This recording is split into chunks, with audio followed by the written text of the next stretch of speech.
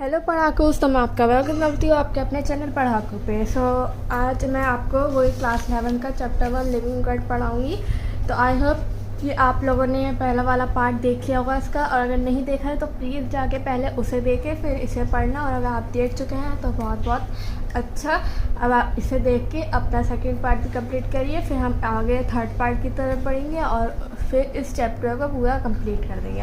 हम इस चैप्टर को थर्ड पार्ट में कंप्लीट कर रहे हैं, तो बिना कोई टाइम वेस्ट किए पहले हम अपना चैप्टर शुरू करते हैं, फिर बाद में अगर हुआ तो थोड़ी बात कर लेंगे, लेकिन शुरू में कोई बात नहीं, क्योंकि पहले चैप्टर फिर बाद में बातें। ठीक है, तो हमने जो पढ़ा था तो ये बाइनोमियल नोमेनक्लेचर और ट्राइनोमियल नोमेनक्लेचर हम सब कर चुके थे। अब हम करेंगे क्लासिफिकेशन। क्लासिफिकेशन से पहले हम एक उस पर NCERT पे एक लाइन है, characterisation, identification, classification and nomenclature are the process that are basic to taxonomy. ठीक है, जो कैरेक्टराइजेशन है, आइडेंटिफिकेशन है और क्लासिफिकेशन और नोमेनक्लेचर, ये चार प्रोसेस है जिसमें हमने कैरेक्टराइजेशन और आइडेंटिफिकेशन पढ़ लिया है। और नोमेनक्लेचर पढ़ चुके हैं, आइडेंटिफिकेशन कर चुके हैं, कैरेक्टराइजेशन कर चुके हैं। आई थिंक सिर्फ क्लासिफिकेशन है जो रह गया है। हाँ, सिर्फ क्लासिफिकेशन है जो रह गया है, तो हम पहले उसे पढ़ते हैं। फिर ये जो चारों प्रोसेस है ना, वो बेसिक है टेक्सोनॉमी की। टेक्सोनॉमी क्या है? टेक्सोनॉमी जो है हम आगे इसी में पढ़ेंगे। हम क्लासिफिकेशन में टेक्सोनॉमी क्या है, तो पहले हम वो पढ़ते हैं। ये लाइन आपको बस ये था कि हाँ ये इंपॉर्टेंट लाइन है, तो आप इसे मार्क कर लें या अपने नोट्स में लिख लें। ठीक है, क्लासिफिकेशन है grouping of organism based on observable characters, यानी फिनोटाइप। फिनोटाइप मतलब जैसे eyes, ears, skin colour, skin type, hair colour, hair type, ये सब जो है ना फिनोटाइप है, ऑब्जर्वेबल कैरेक्टर जिसे हम आराम से ऑब्जर्व कर सकते हैं, देख सकते हैं। तो उसके बेसिस पे हम ऑर्गेनिज्म को ग्रुप करते हैं। जैसे हम एग्जांपल लेते हैं, क्लास में हम जैसे बच्चों को ग्रुप करें तो गर्ल्स बॉयज़ दो ग्रुप होगा, अलग अलग हो गया। यहाँ मार्क्स के ऊपर करें तो poor, very excellent, good, poor, very poor, ऐसे करके हम उस पर भी कर सकते हैं। तो उस चीज़ को ही हम क्लासिफिकेशन कहते हैं। तो बहुत नॉर्मल प्रोसेस है, सबको पता होगा। साइंस जो डील करती है रूल्स और प्रिंसिपल्स क्लासिफिकेशन के, उसको हम टेक्सोनॉमी कहते हैं। आगे टेक्सोनॉमी मैंने बताया था, हम इसी में क्लासिफिकेशन में पढ़ेंगे, तो यह क्या टेक्सोनॉमी, जो ऐसी साइंस जो डील करती है रूल से और प्रिंसिपल्स के, किसके? क्लासिफिकेशन के रूल और प्रिंसिपल से, तो उसको हम कहते हैं टेक्सोनॉमी। टेक्सोनॉमी के फादर कौन है? कैरेलस लीनियस। कैरेलस लीनियस इस चैप्टर में बहुत यूज़ हुआ है, उससे जो नेक्स्ट चैप्टर है बायोलॉजिकल क्लासिफिकेशन, उसमें भी बहुत ही यूज़ हुआ है। ठीक है, और जो ये टर्म है वो किसने दिया था? AP डे कॉन्डोल, मतलब कैरेलस लीनियस ने इसका टर्म नहीं दिया था। ठीक है, जो ये टर्म दिया था वो दिया था AP डे कॉन्डोल। ठीक है, टेक्सोनॉमी के टाइप्स, 3 टाइप्स क्या है? क्लासिकल, जो क्लासिकल आप समझ गए होंगे, मतलब हिस्टोरिक टाइम की, प्री टाइम की, पहले के टाइम की। ठीक है, पुरानी, प्रिमिटिव। देखिए, based on morphological characters only, ये सिर्फ मॉर्फोलॉजिकल कैरेक्टर पे ही डिपेंड करती है, मतलब जो चीज़ हम ऑब्जर्व कर सकते हैं आराम से। मॉडर्न आप सोच रहे होंगे कि यही चल रही है, लेकिन ये नहीं चल रही है। ठीक है, based on morphological, anatomical, cell structure, ontogeny मतलब लाइफ हिस्ट्री और इकोलॉजिकल इंफॉर्मेशन, लेकिन इसमें एवोल्यूशन नहीं था, इसमें आई सिस्टमेटिक, मतलब systematic arrangement of an organism. ठीक है, ये पॉसिबल ओनली, अगर ये कब पॉसिबल है? जब किसी को जो है ना एवोल्यूशनरी हिस्ट्री पता होगी उस ऑर्गेनिज्म के बारे में। ठीक है, ये इंक्लूड करता है modern taxonomy along with phylogeny. Phylogeny क्या होता है? एवोल्यूशनरी रिलेशनशिप, मतलब एवोल्यूशन। ठीक है, इसका आप कंफ्यूज मत करना। ये डिराइव हुआ है लेटिन वर्ड से, जो है सिस्टम है, जिसका मतलब है systematic arrangement of an organism. ठीक है, आगे समझ में। हम पढ़ते हैं taxonomic category. Classification of living organism is not a single step. हम लोग क्लासीफाई करते हैं लिविंग ऑर्गेनिज्म, वो एक स्टेप में नहीं हो पाता है, उसमें बहुत सारे स्टेप्स इन्वॉल्व होते हैं, जिसे हम कहते हैं हिरार्की। ठीक है, hierarchy of step. Her step पे एक रैंक या कैटेगरी होती है। ठीक है, ये सब आपको अभी आगे पता चलेगा किस चीज़ के बारे में बात हो रही है। All categories together constitute the taxonomic hierarchy. पूरी जो जितनी भी कैटेगरीज है ना, वो सब टुगेदर, जो सब मिलके बनाती हैं टेक्सोनॉमिक हिरार्की। ठीक है, ईच कैटेगरी को हम रेफर करते हैं, मतलब कैसे रेफर करते हैं? Unit of classification. ठीक है, टैक्सॉन या उसका प्लूरल है taxa, represent any level of grouping of organism. एक ऑर्गेनिज्म जो किसी लेवल पे है उसको हम टैक्सॉन, या अगर प्लूरल यूज़ करें तो टैक्सा से रिप्रेजेंट करते हैं। ठीक है, जो इजीली ऑब्जर्वेबल कॉमन कैरेक्टर्स के ऊपर क्लासीफाई हुआ है। ठीक है, ये आ गए हमारे। कीप पॉट क्लीन और फैमिली गेट सिक, ये ट्रिक थी। है क्या ये? किंगडम, फाइलम और division, class, order, family, genus, species. ठीक है, इधर जब ऊपर जाएंगे तो स्पेसिफिसिटी डिक्रीज होगी, क्यों होगी अभी पता चलेगा। नीचे आएंगे तो स्पेसिफिसिटी इंक्रीज होगी, ठीक है। स्पीसीज जो है हम उसे बेसिक यूनिट कहते हैं। इस पर मैक्सिमम सिमिलर कैरेक्टर्स होते हैं, जैसे एक ह्यूमन एक स्पीसीज है, ठीक है, और उसमें सबके सिमिलर कैरेक्टर है। ईयर्स मेरे हैं, ईयर्स आपके हैं, आइज मेरे हैं, आइज आपके, हैंड्स, लेग, सिमिलर कैरेक्टर्स है। बस थोड़ा सा जो भी चेंज होता है वो लुक में चेंज होता है। बाकी आंखें कोई गायब हो जाएंगी, यहाँ आंखें कैसी हो जाएंगी, सिमिलर कैरेक्टर्स होता है। जनरल कैरेक्टर्स जो होते हैं वो लेस होते हैं, मिनिमम होते हैं। क्यों होता है? क्योंकि जनरल कैरेक्टर्स ऐसा होता है कि जैसे हम नॉन वेजिटेरियन है, तो ऐसा ज़रूरी नहीं है कि हर कोई नॉन वेजिटेरियन होगा, नहीं होगा, ठीक है। किंगडम में मैक्सिमम कॉमन जनरल कैरेक्टर्स बहुत है, लेकिन सिमिलर कैरेक्टर्स कम है, क्योंकि एनिमल्स और आप सेम है, मतलब हम भी एनिमल्स ही है साइंस के अकॉर्डिंग तो, लेकिन बफेलो या काओ या लॉयन की तरह हो आप नहीं ना, तो इसलिए सिमिलर कैरेक्टर्स बहुत कम होते हैं, ठीक है। फाइलम जो है एनिमल्स के यूज़ होता है, डिवीजन जो है प्लांट्स के यूज़ होता है। अब हम इसे पूरा पढ़ेंगे, लेकिन हम पहले ही पढ़ते हैं कि जो लिनियस था, केयरलेस लिनियस, उन्होंने से 5 कैटेगरी दी थी, क्लास, ऑर्डर, जीनस, स्पीसीज और वैरायटी। लेकिन इस वैरायटी को बाद में रिमूव कर दिया था, 3 और कैटेगरीज ऐड कर दी गई थी। कौन सी? किंगडम, फाइलम और कौन सी है? फैमिली। इसमें वो नहीं है ना, देखिए, तो हम इनको कहते हैं 7 ऑब्लिगेट कैटेगरी, एक दूसरे के ऊपर डिपेंड करती हैं, या रैंक कहेंगे या लेवल कहेंगे, ठीक है। 21 इंटरमीडिएट कैटेगरीज भी हैं, मतलब बीच में, जैसे हमने एग्जांपल लिया है ट्राइब जो है जीनस और फैमिली के बीच में, मतलब ट्राइब और सब फैमिली जो जीनस और फैमिली के बीच में, ठीक है, यहाँ पर है। पहला आएगा ट्राइब, फिर सब फैमिली, फिर फैमिली, ठीक है। आज में अब पढ़ेंगे हम स्पीसीज के बारे में। नेचुरल पॉपुलेशन ऑफ इंडिविजुअल्स और group of population which resemble one another in all essential morphology. Example है बॉडी फॉर्म, साइज एटसेट्रा। ऐसी पॉपुलेशन या ग्रुप ऑफ पॉपुलेशन जो एक दूसरे से रिसेंबल करती है, किसके बेसिस पे? Body form, size. जैसे हम लोग हैं, अगर टाइगर को लगा लें तो टाइगर सेम ही है, लॉयल सारे सेम है, काव सब सेम है, ह्यूमन सब सेम है सेम या नहीं? सेम ही है, उसको हम स्पीसीज कहते हैं, मतलब एक चीज़ की स्पीसीज। ये इंटरब्रीड भी कर सकती है आराम से अपने ऑफस्प्रिंग को पैदा करने के लिए, और ग्रुप ऑफ इंडिविजुअल और पॉपुलेशन विद फंडामेंटल सिमिलरिटी, उसे हम स्पीसीज कहते हैं, ठीक है। जैसे एग्जांपल लिया है हमने ट्यूबरोसम किसकी स्पीसीज है? पोटैटो की, तो पोटैटो सब सेम होंगे। नाइग्राम किसकी स्पीसीज है? ब्लैक नाइटशेड या मकोई की, सब सेम होंगे। मेलेंजिला किसकी है? ब्रिंजल की एग प्लांट भी कह सकते हैं, सब सेम होंगे। फैमिलियरिस डॉग की है, लैपस वुल्फ की है, ऑरियस जकाल की है, लियो लॉयन की है, टिग्रिस टाइगर की है, पार्डस लेपर्ड की है। मतलब इसमें पार्डस में सब लेपर्ड सब लेपर्ड होंगे, ठीक है। अब हम पढ़ेंगे बायोलॉजिकल कॉन्सेप्ट ऑफ स्पीसीज, जो किसने दी थी? अर्नस्ट मेयर ने। ग्रुप ऑफ एक्चुअली और पोटेंशियली इंटरब्रीडिंग पॉपुलेशन जो रिप्रोडक्ट कर लेती है isolated from other such groups, ठीक है।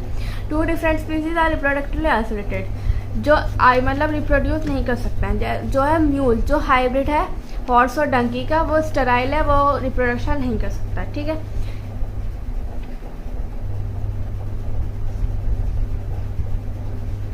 मतलब इसमें ये कहा गया है कि अगर हम किसी अलग अलग स्पीसीज को, जैसे यहाँ हमने हॉर्स अलग स्पीसीज है, डंकी अलग स्पीसीज है, उन्हें उनको मतलब रिप्रोड्यूस करवाएंगे, तो जो उनका हाइब्रिड बनेगा या उनका ऑफस्प्रिंग बनेगा वो रिप्रोड्यूस नहीं कर पाएगा, वो स्टेराइल हो जाएगा। जैसे यहाँ हुआ है, म्यूल जो है हाइब्रिड है हॉर्स और डंकी का, वो स्टेराइल है, ठीक है।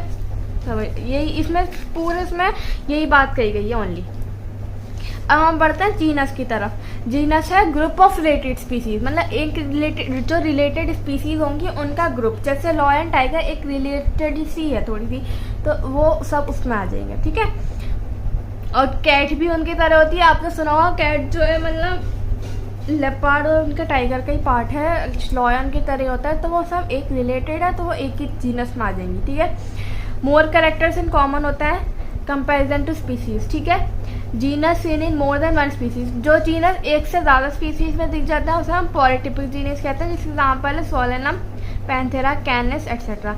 और जो जीनस कम में दिखते हैं, मतलब एक ही स्पीसीज में दिखते हैं, उसे कहते हैं मोनोटिपिक जीनस, जैसे है होमोसेपियंस। कौन है बताना? बताएं कमेंट करें जल्दी से। ह्यूमंस का साइंटिफिक नेम होमो सैपियंस है, सैपियंस स्पीसीज है और होमो जीनस है। तो ये सिर्फ हमारे सेपियंस के साथ यूज होता है, इसलिए ये मोनोटिपिक है। मैंजीफेरा इंडिका क्या था मैंने बताया अभी, मैंगो इंडिका जो स्पीसीज है, मैंजीफेरा जीनस है, ये सिर्फ इंडिका के साथ यूज होता है, इसलिए इसे मोनोटिपिक का है। ठीक है, एक यहाँ पे कैट्स के जीनस को हम फेलिस कहते हैं। ठीक है, वो भी और बाद में पढ़ाऊंगी, हम जीनस यहीं से पढ़ता है, पूरी टेबल यहीं बनी हुई है। ट्यूबरोसम, नाइग्राम और मेलेंजिना, मतलब पोटैटो, मकई और ब्रिंजल, इनका जो जीनस है वो एक ही है, सोलेनम। बहुत सारे स्पीसीज के साथ यूज हो गया, पॉलीटिपिक। फैमिलियरिस, लैपस ऑरियस, मतलब डॉग, वुल्फ, चगाल, सब एक से भौंकते हैं सब। ठीक है, कैनिस, ठीक है, लियो, टिग्रिस, पार्डस, पैंथेरा। आगे समझ में। अब हमारा family, group of related gender, मतलब इन जो रिलेटेड जीनस होंगे, हम इसे जेंडर भी कह देते हैं, उसका ग्रुप जो शेयर करता है less number of similarities as compare to that of genus and species levels, लेकिन मोर नंबर ऑफ कैरेक्टर्स। ठीक है, ये मतलब थोड़ा कंफ्यूजन है, लेकिन आपको थोड़ा रटना पड़ेगा ऐसे चैप्टर में, क्योंकि इसमें चैप्टर में याद करने की ज़्यादा चीज़ है। ठीक है, ये जीनस में आपको समझा तो नहीं सकती कि इसका ये जीनस होगा तो इसका कुछ लॉजिक है, नहीं, ये याद ही करना है तो याद ही करना है। एग्जाम्पल है सोलेनेशिया, किसका जीन फैमिली है, सोलेनम, पेटूनिया, धतूरा। ठीक है, किसके बेसिस पर है, सेम वेजिटेटिव कलेक्टर है और सेम फ्लोरल कलेक्टर, इसकी वजह से इन्हें ग्रुप कर दिया गया। फेलिडे किसकी है, पैंथेरा फेलिस की। कैनिडे किसकी है, जीनस कैनिस की। ठीक है, अब यहाँ पे जो प्लांट की फैमिली है वो एंड करती है एशे स्पीसीज सफिक्स से, और एनिमल की आइडिस। ठीक है, कैनिडे, फेलिडे, सोलेनेशिया। आगे समझ में। Order, group of related families. ठीक है, ग्रुप ऑफ रिलेटेड फैमिलीज, इनका जो रिलेटेड फैमिलीज होगा उसका ग्रुप। जैसे एग्जांपल लिया हमने यहाँ पे पॉलीमोनियस, पॉलीमोनियस किसका है, सोलेनेशिया इसका, और एक है कॉन्वोलेशिया। ठीक है, किसके बेस पर, फ्लोरल कैरेक्टर्स के। ठीक है, प्लांट के लिए सफिक्स यूज होता है एल्स, पॉलीमोनियल्स, एल्स। ठीक है, कार्निवोरा, फेलिडे और कैनिडे। फेलिडे मतलब कैट वाली जो थी, कैट, लिपार्ड, लॉयन सब, और कैनिडे जो डॉग वाली थी, वुल्फ, जकाल, वो सब किस में आ जाएंगे, दोनों मिलके कार्निवोरा में। ठीक है, आगे बढ़ते हैं। समझो ना, यहाँ नीचे से शुरू करते हैं और ऊपर तक जाते हैं। हमेशा जब भी ऐसे पढ़ा जाता है ना तो ऐसे ही पढ़ा जाता है। अब आया क्लास। क्लास है group of one or more related order, ये ग्रुप हो गया इसका। ठीक है, सबसे ज़्यादा समझने की ज़रूरत है ना स्पीसीज को, जीनस को ज़्यादा समझने की ज़रूरत है, बाकी सब तो फिर ग्रुप हो जाता है। ठीक है, एग्जाम्पल लिया हमने डाइकोटिलेडोन, किसका है, पॉलीमोनियस और सेपिंडस। सेपिंडस किसका है, मैंगो का। और क्यों है, क्योंकि बोथ आर डाइकॉट। ठीक है, मैमेलिया, रोडेंशिया मतलब रैट्स, प्रेमेटा मतलब मंकी, गोरिल्ला, और कार्निवोरा जिसमें आ गया कैट्स और डॉग्स। क्यों है, एक्सटर्नल हेयर है और मेमोरी ग्लैंड्स है, इसलिए दोनों ये रिलेटेड होगा, उसे ग्रुप करके हमने एक क्लास में डाली है मैमेलिया। ठीक है, फाइलम और डिवीजन, रिलेटेड क्लास का ग्रुप। अब ये क्लास का ग्रुप आ गया। जैसे एग्जाम्पल लिया हमने fishes, amphibians, reptiles, birds, mammals, सब किस में आ गए, कॉर्डेटा में। ठीक है, क्यों आया है, क्योंकि नोटोकॉट प्रेजेंस है, डॉर्सल हॉरल यूनिट सिस्टम है, इसलिए हमने इन सबको ग्रुप करके एक फाइलम में डाल दिया, कॉर्डेटा। मोनोकोटिलेडॉन और डाइकोटिलेडॉन किस में आ गए, एंजियोस्पर्म, यहाँ से कह सकते हैं स्पर्मेटोप्लाइटा। इसमें डिवीजन है क्योंकि प्लांट्स का कह रही है। क्यों, क्योंकि सबके फ्लावरिंग प्लांट्स है। ठीक है, किंगडम, रिलेटेड फाइलम और division.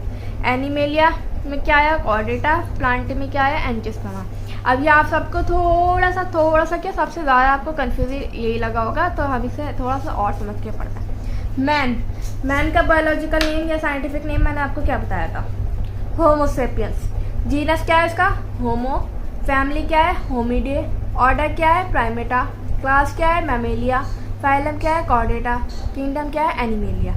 House fly, Musca domestica, Musca, Muscidae, Diptera, Insecta, Arthropoda, Animalia. Group हो गया एनिमेलिया में। Mango, Mangifera indica, Mangifera, Anacardiaceae, Sapindales, dicotyledon, angiosperm, Plantae. Group हो गया। Wheat, Triticum aestivum, Triticum, Poaceae, Poales, monocotyledon, angiosperm, Plantae. दोनों इसमें group हो गए angiosperm में, फिर एंजियोस्पर्म प्लांटे में आ गया।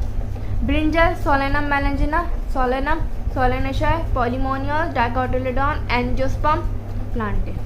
आगे समझ में? हाँ, आपसे कुछ क्वेश्चन पूछती हूँ। कार्निवोरा इंक्लूड्स, कार्निवोरा में क्या आता है बताइए? Group of organism belong to related families, क्योंकि कार्निवोरा एक ऑर्डर है, ठीक है, ऑर्डर ही है ना कार्निवोरा। हाँ देखा, ऐसे याद करना पड़ता है इसे। ऑर्डर पॉलीमोनियस क्या लगता है? सोलेनेशिया और कॉन्वोल्यूशन जैसी families. Group of organism belong to one or more related orders, same class on basis of few similar characters, ठीक है। ये थोड़ा सा रटने वाला चैप्टर है, तो आपको रटना ही पड़ेगा, ऐसे मैं कुछ करवा नहीं सकती। ये आज ही कंप्लीट करते हैं हम चैप्टर, मुझे लग रहा है आज ही कंप्लीट हो जाना चाहिए। कर दें आज ही कंप्लीट। देखती हूँ पहले मैं वीडियो कितनी लंबी हुई, फिर देखते हैं कि आज कंप्लीट करना है या नहीं। हाँ, अभी तो 15 मिनट की वीडियो हुई है, तो आज ही कंप्लीट कर देते हैं इसे 2 पार्ट में। अपना चैप्टर 1 लिविंग वर्ल्ड कंप्लीट, छोटा चैप्टर है, आसानी का है। अब हम पढ़ेंगे टेक्सोनॉमिकल एड्स। एड्स का मतलब क्या होता है बताइए? एड्स का मतलब सबको पता होगा, फर्स्ट एड। क्या होता है फर्स्ट एड? मेडिकल बॉक्स जो हेल्प करता है। तो एड का मतलब क्या हुआ? हेल्प, ठीक है। हेल्प्स इन किस चीज़ में हेल्प करता है? Fundamental study of different living organism, living और डिफरेंट लिविंग ऑर्गेनिज्म की स्टडी करने के लिए, या इन्फॉर्मेशन जो गैदर होती है उसे स्टोर करने के लिए, फ्यूचर रेफरेंस के लिए, ठीक है, फ्यूचर स्टडीज़ के लिए। फर्स्ट है herbarium. Herbarium I think 9th-10th में सबने बनाया होगा हार्बेरियम। कुछ का 9th-10th जो है उस पर चला गया होगा लॉकडाउन में, तो उनसे तो मुझे नहीं लगता कि उन्होंने बनाया होगा, लेकिन ज़्यादातर बच्चों ने या तो अपने भाई का बनता हुआ, बड़ी बहन भाई का बनता हुआ देखा होगा, या खुद का बनाया होगा। हार्बेरियम क्या होता है? एक शीट होती है, उसमें हमें जो ड्राई प्लांट होता है ना इकट्ठे कर करके वो प्रेस लगाने होते हैं टेप से या फेविकॉल से, जिस चीज़ से भी आप लगा सकते हैं, और फिर उसके नीचे हमें उसके बारे में लिखना होता है। तो वो जो शीट होती है पूरी एक शीट, उसे हम हार्बेरियम शीट कहते हैं, और जो सारी शीट कलेक्ट हो जाती है तो उसे हम हार्बेरियम कह देते हैं, ठीक है। वही है हार्बेरियम। किस में होता है? हार्बेरियम शीट में मैंने बताया उसकी साइज़ कितनी होती है, 41 × 29 सेंटीमीटर, या हम समझ सकते हैं 16.5 × 11.5 इंचेस, ठीक है। ड्राइंग प्रेस्ड प्लांट्स, सूखे हुए पिचके हुए प्लांट्स, पतले प्लांट्स, ऐसे पतले पिचके हुए प्लांट्स, या ग्रास या हर्ब्स, उसे हम माउंट करते हैं, मतलब माउंट रखते हैं उस हार्बेरियम शीट पे कलेक्ट करने के बाद, ठीक है। उस पर क्या क्या लिखा, देखिए ऐसे कलेक्ट किया जाता है, जैसे मैंने आपको दिखा रहा है, ये फ्लावर आ गया, ये लीव्स आ गया, स्टेम आ गया, ये रूट आ गया, सेम टू सेम बिल्कुल ऐसे ही हम उसे कलेक्ट चिपका देते हैं, ठीक है। कलेक्टर का नेम, किसने कलेक्ट करा, कलेक्शन की प्लेस, कहाँ से कलेक्ट हुआ, कलेक्शन की डेट, उसका प्लांट का नेम, सारे लिखे जाते हैं, लोकल भी, इंग्लिश भी एंड साइंटिफिक भी, और साथ में बोटेनिकल नेम और उसकी फैमिली, ठीक है। ये सारी चीज़ें जो है ना उस पर हार्बेरियम शीट पर साइड में लिखी जाती हैं। ड्राइड, प्रेस्ड और preserve form of plant specimen होते हैं। स्पेसिमेन हम वहाँ यूज़ करते हैं जो चीज़ जो डेड होती है, वो सूखे हुए हैं तो डेड ही है, वो साथ मतलब जी वो तो लिविंग तो है नहीं, ठीक है। उसे हम और कैसे कह सकते हैं? क्विक रेफरल शीट या सिस्टम। क्विक रेफरल मतलब जो जल्दी से हम उसे एकदम रिवाइज कर लें। जल्दी से रिवाइज कैसे कर सकते हैं? जैसे हमने ये रख रखा है, एकदम उसे खोलेंगे, हर पेज पे प्लांट के बारे में लिखा हुआ है, उसकी प्लांट की पिक्चर है, तो जल्दी रिवाइज होगा या नहीं होगा? जल्दी रिवाइज होगा। सेकंड आया botanical garden. Botanical garden I think सबको पता होगा, इसमें तो कोई बताने की ज़रूरत ही नहीं है। लिविंग प्लांट का कलेक्शन, ठीक है, लिविंग प्लांट स्पीसीज का कलेक्शन, स्टडी और रेफरेंस के लिए यूज़ होता है, या हम इससे ex-situ कंजर्वेशन या ऑफ साइट कंजर्वेशन भी कर सकते हैं। ex-situ और ऑफ साइट का मतलब क्या हुआ, मतलब उस चीज़ को, उस ऑर्गेनिज्म को उसके हैबिट से बाहर निकाल के प्रोटेक्ट करना, अपनी जगह पे प्रोटेक्ट करना। तो वो अपने हैबिट में तो है, अपने हैबिटाट में तो है नहीं, उससे उसके खुद के हैबिटाट से हम उसे निकाल के एक जगह प्रिजर्व कर रहे हैं, ताकि वो एक्सटेंट नहीं हो सके, मतलब गायब नहीं हो सके, विलुप्त नहीं हो सके, हिंदी में कहेंगे तो। एग्जाम्पल है रॉयल बोटेनिकल गार्डन, सबसे बिगेस्ट है, इंग्लैंड में है, क्यू में। Indian botanical garden Howrah Kolkata, national botanical garden Lucknow UP, Lyot botanical garden Darjeeling. ये आपको याद करने सारे एग्जाम्पल्स, ठीक है। अब आया हमारा म्यूजियम। म्यूजियम भी आई थिंक सबने देख रखा होगा। किसके बाद साथ इस्टेब्लिश हुआ जाता है? एजुकेशनल इंस्टीट्यूशन, जितने भी एजुकेशनल इंस्टीट्यूशन हैं जैसे स्कूल, कॉलेज, यूनिवर्सिटी, ये सब से इस्टेब्लिश करता है। वेट या ड्राई स्पेसिमेन, दोनों तरीके के स्पेसिमेंस, मतलब डेड प्लांट और एनिमल के प्रिजर्व किए जाते हैं इसमें, मतलब इसमें भी डेड ही होता है, ठीक है, कोई लिविंग नहीं होता है। या तो हम उसे प्रिजर्व कर लेते हैं जार में, जिसमें फॉर्मेलिन होता है। फॉर्मेलिन क्या होता है? Aqueous solution of formaldehyde. के लिए केमिस्ट्री की बात आ गई थोड़ी सी, लेकिन आप लोग अपने स्कूल में अगर गए हैं, स्कूल में पढ़ते हैं, तो आपने देखा होगा अपने कभी बायोलॉजिकल लैब में गए हो तो आपने देखा होगा वहाँ जो है ना एक ग्लास का जार होता है और उसमें जो है ना वो प्रिजर्व किए हुए होते हैं एनिमल्स, और उसके अंदर एक ब्लू ब्लू सा लिक्विड होता है, सॉल्यूशन होता है। आई होप आपने देखा होगा, क्योंकि मैंने तो देखा था, हमें स्कूल में दिखाया गया था। तो वो लिक्विड जो होता है ना वो फॉर्मेलिन होता है, मतलब एक्वस सॉल्यूशन होता है फॉर्मल्डिहाइड का, जो है किस चीज़ में हेल्प करता है, उसे सड़ाने से गलाने से बचाता है, तो वो उसमें प्रिजर्व रहता है, सही सलामत रहता है। तो उसी तरीके से हम म्यूजियम में भी उसे प्रिजर्व करते हैं, ठीक है। कलेक्ट करते हैं, किल कर देते हैं और फिर उसे प्रिंट कर देते हैं, किसको, इंसेक्ट्स को, ठीक है। आपने किसी मतलब अगर आप कार्टून वार्टून देखते थे बचपन में, डोरेमोन वारीमोन आपने कभी देखा होगा, तो एक डोरेमोन में दिखाया था कि उसके पास एक गैजेट था जिसमें वो बटरफ्लाई को प्रिंट कर देता है, लेकिन उसमें बस डिफरेंस ये था कि वो लिविंग थी, मतलब वो गैजेट था तो लिविंग ही रखेगा वो, लेकिन ऐसे ही हम इंसेक्ट्स को प्रिंट कर देते हैं, मतलब कील से, जो कील होती है उससे हम उसे प्रिंट कर देते हैं। जो लार्ज एनिमल होता है वो स्टफ्ड, मतलब उसके अंदर कुछ चीज़ भर देते हैं ताकि वो अपनी जैसे शेप में है ऐसी शेप में रहे और फिर उसे प्रिजर्व कर देते हैं, ठीक है। स्केलेटन्स को भी हम प्रिजर्व करते हैं, जैसा कि आपने अपने बायोलॉजिकल लैब में देखा होगा स्केलेटन को टंगे हुए, ठीक है। हमने तो उसके साथ दोस्ती भी कर ली थी, खैर आप लोग भी कर लेना, क्योंकि वो बहुत साथ देगा अगर आपको डॉक्टर बनना है, क्योंकि आपने डॉक्टर ही बनना है या आपने बायो ली है तो, ठीक है। अब आया जूलॉजिकल पार्क। जूलॉजिकल पार्क मतलब जू, ये भी हर किसी ने देखा होगा, हर किसी ने देखा होगा, छोटे से छोटे बच्चे ने देखा होगा। इसमें एक लिविंग एनिमल का कलेक्शन होता है, बोटेनिकल गार्डन में हम प्लांट्स का कलेक्शन होता है, लिविंग प्लांट्स का, ह्यूमन केयर के अंदर और प्रोटेक्शन के अंदर, ठीक है। एंटरटेनमेंट के नहीं होता है, स्टडी के नहीं होता है, रेफरेंस के नहीं होता है, किस चीज़ की स्टडी, उनकी फूड हैबिट्स और बिहेवियर की, या फिर एक्सिटू कंजर्वेशन, जैसे हमने बोटेनिकल गार्डन में कहा था कि मतलब उनको उनके खुद के हैबिटाट से निकाल के अपने हैबिटाट में उन्हें प्रिजर्व कर रहे हैं, ठीक है। की, अब आया की, ये सिमिलरिटीज़ और डिसिमिलरिटीज़ के होता है। इसमें एक स्टेटमेंट दी जाती है जिसे हम लीड करते हैं, उसके दो कॉन्ट्रास्टिंग कैरेक्टर्स बनते हैं जिसे हम दोनों को एक साथ कपलेट कहते हैं, ठीक है। ये कोई साइंटिफिक अप्रोच नहीं है, ज़्यादा यूज नहीं होता है इस पर। हर टेक्सोनॉमिक कैटेगरी के लिए हर एक की होती है, मतलब हर उसकी अलग की होती है, स्पेसिफिक होती है। एनालिटिकल है नेचर में, जो है एग्जाम्पल लिया हमने, 4 एग्जाम्पल है, बर्ड, बैट, फिश, फ्रॉग। इनको हमें अपने डिवाइड कर, मतलब डिफरेंस बनाना है उसमें। तो हमने एक लीड ली, do they have the wings, इसके दो कॉन्ट्रास्टिंग कैरेक्टर्स बन गए, यस और नो, दोनों को हमने कहा कॉपलेट। तो यस में आ गया बर्ड और बैट, पता ही होगा, नो में आ गया फिश और फ्रॉग, ठीक है। फिर हमने दूसरी लीड ली इन दोनों के लिए, do they have external years, तो दो कपलेट बन गए, यस और नो। यस में आ गया बैट और नो में आ गया बर्ड्स, ठीक है। इन दोनों के लिए हमने लीड ली थी, do they have limbs, yes और नो, यस में आ गया फ्रॉग और नो में आ गया फिश, ठीक है। ये इस टाइप की है, लेकिन हम ज़्यादा यूज़ नहीं करते हैं, साइंटिफिक अप्रोच नहीं है, सही ऐसा तरीका नहीं है। फिर आ गया फ्लोरा। फ्लोरा जो है एक बुक है एक पर्टिकुलर एरिया की, मतलब जितनी भी, जैसे एक एरिया है, जैसे हम ले लेते हैं, कौन सी लेते हैं, लखनऊ ले लेते हैं, एक लखनऊ है, पूरा एक एरिया है, उसमें जितने भी प्लांट स्पीसीज होंगे उसके बारे में इस बुक में लिखा हुआ होगा, ठीक है। हर पर्टिकुलर एरिया की एक बुक होती है जिसे हम फ्लोरा कहते हैं। शुरू में पहले इंडेक्स दे रखा हुआ, जैसे आपकी बुक्स पे भी इंडेक्स दिया होता है, ठीक है। ये हमें क्या देता है, ये एक्चुअल अकाउंट देता है कि एक पर्टिकुलर एरिया में कितनी स्पीसीज है और कैसी स्पीसीज है, किस टाइप की स्पीसीज है, किस टाइप की स्पीसीज ये लगता है, ठीक है। मैनुअल है, इन्फॉर्मेशन है, identification of species present in particular area, ये भी ऐसी है बिल्कुल same to same. Monograph, mono मतलब वन, मतलब पूरी एक टेक्सॉन के या एक ऑर्गेनिज्म के बारे में पूरी कंप्लीट इन्फॉर्मेशन होगी इसमें, ठीक है। कैटलॉग अल्फ़ाबेटिकल मैनर में होती है, ए से आंट आ गया तो आंट के बारे में, बी से बैट तो बैट के बारे में, ऐसे होता है, ठीक है। क्वेश्चन आगे दोबारा, flora contains actual account of habitat and distribution, ठीक है। Information about any one taxon in monograph. The place where wild animals are kept, zoo.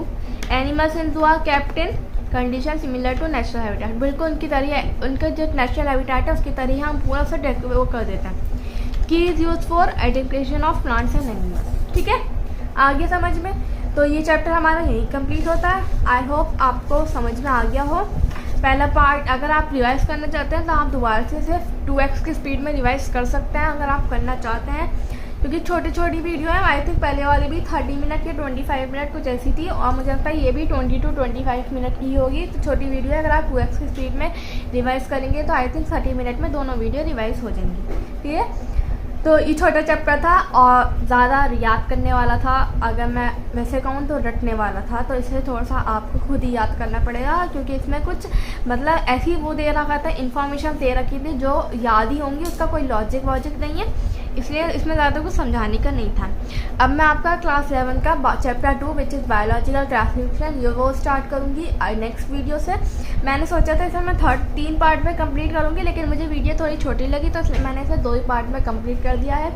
और पैसे भी हमारे पास टाइम कम रह गया है, हमारा जून बिल्कुल वेस्ट चला गया है। आई होप आपने थोड़ी बहुत स्टडीज़ करी होंगी, तो फिज़िक्स केमिस्ट्री की स्टडीज़ करी होंगी, तो बायो की अब मैं आपकी संभाल लूँगी, कोई टेंशन लेने की बात नहीं है। जल्दी जल्दी वीडियोज़ आएंगी, अभी भी मैं थोड़ा सा लेट हो गई हूँ, मैं जल्दी चलें कोई नहीं। अब मिलती हूँ मैं आपको नेक्स्ट वीडियो में बायोलॉजिकल क्लासिफिकेशन के साथ। इसको आप ज़रूर रिवाइज करना और नेक्स्ट वीडियो में इसकी एनसीईआरटी पढ़ के आना। ऐसे तो एनसीईआरटी पढ़ा, अगर टाइम मिला तो मैं एंड में पढ़ाऊँगी, लेकिन आप भी इसकी एनसीईआरटी पढ़ना और फिर हम मिलते हैं आपको नेक्स्ट चैप्टर में। Thank you.